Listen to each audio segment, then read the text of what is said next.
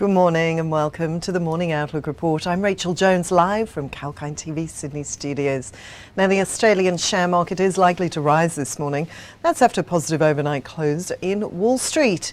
Domestic investors are expected to track their US counterparts after the Federal Reserve's latest monetary policy minutes revealed officials focused on a large interest rate hike at their June meeting.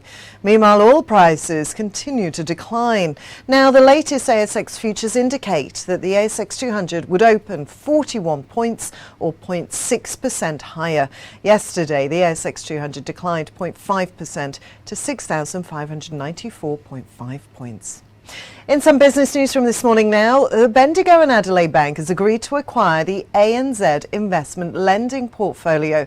This acquisition will allow the bank to further grow its margin lending business. Leveraged Equities, one of the leading and longest established margin lenders in Australia. The value of the portfolio the bank is acquiring is approximately $715 million, with approximately 11,900 customer facilities. The acquisition is expected to take the combined value of the bank's margin lending portfolio to more than $2 billion at completion, which is expected to be in the first half of calendar year 2023. Moving on, and SSR Mining has closed the sale of the Pitarrilla project in Mexico to Endeavour Silver Corp. They received $35 million in cash, $35 million in shares of Endeavour Silver, and a 1.25% net smelter return royalty on the Pitarrilla property.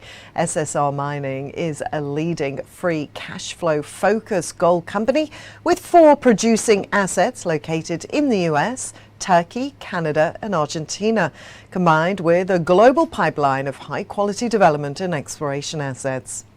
And finally, Piedmont Lithium has been added to the US Russell 2000 Index and the Russell Microcap Index as part of the 2022 Russell Indexes reconstitution. Now, annual reconstitution of the Russell Indices captures the 4,000 largest US stocks as of May the 6th by market capitalization. Piedmont Lithium is developing a world-class integrated lithium business in the United States. Well, now it's time for a very short break, but stay tuned for more news set to affect your trading day. Tune in to get the latest information. Whether it's about market movements or the currency graph, Sectoral coverage or industry news. we cover it all on our news segments. Be on top of the latest news With Kalkine TV.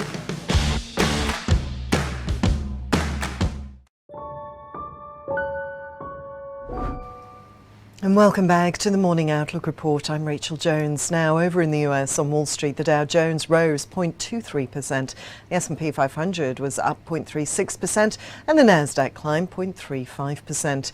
Over in Europe, the Stoxx 50 rose 1.9%, the FTSE was up 1.2%, and the CAC declined 2%, with the DAX ending 1.6% higher. The MSCI World Equity Index was up 0.14%. Now, oil prices fell to a 12-week low yesterday on fears of a looming recession.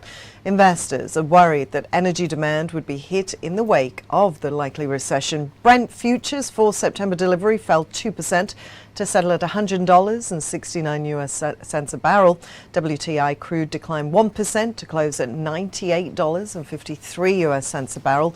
Gold prices remained under pressure due to a stronger US dollar, with the yellow metal extending its sell-off to an over 9-month low. Spot gold fell 1.4% to $1,738 per ounce.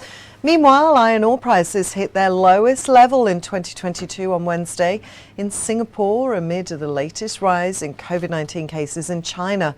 The surge in these cases have triggered fears of a further lockdown in the country. But on China's Dalian Commodity Exchange, iron ore's most traded September contract finished 1.8% higher at 747 yuan a tonne.